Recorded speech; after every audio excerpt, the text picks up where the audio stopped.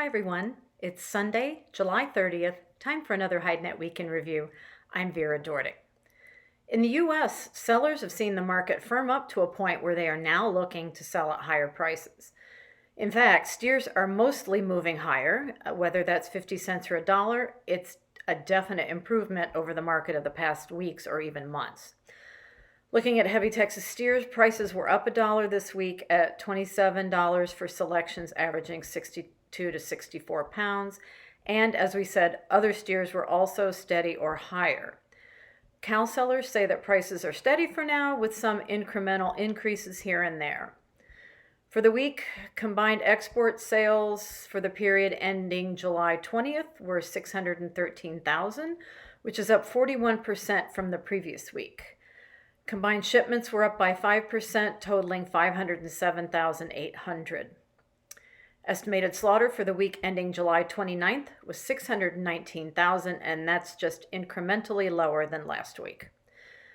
Turning to Europe, editor Andrea Guolo says that slaughter's low, and this is triggering discounts on sales of fresh production for August.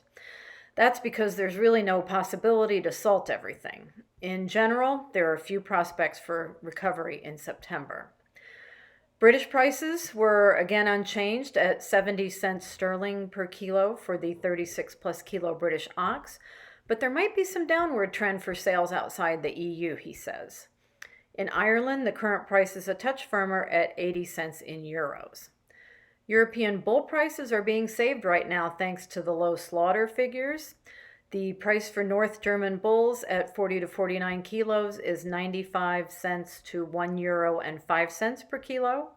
And as for Southern German hides, the prices for the heaviest selections are a little softer.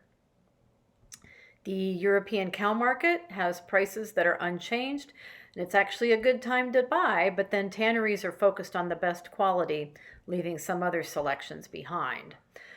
For veal skins, size is the current issue, with the large ones seriously lacking. And in his analysis this week, Andrea runs down the tannery and slaughter situation in the last week before the August closures, and he also takes an in-depth look at what's happening in the upholstery sector. From South America, editor Ronald Guiel reports that fresh hide prices were stable this week at 95 cents per kilo in reals. The reference price of TR1 is steady at 66 cents per square foot. Other Latin origins were again stable this week. In other news from Brazil, Aba Calçados has revised its 2023 footwear growth forecast upward to 2.1% for the year, and Brazilian footwear is promoting the fair circuit in the U.S. right now. From elsewhere in Latin America, in Colombia, the Cucuta footwear sector is discussing sustainable production.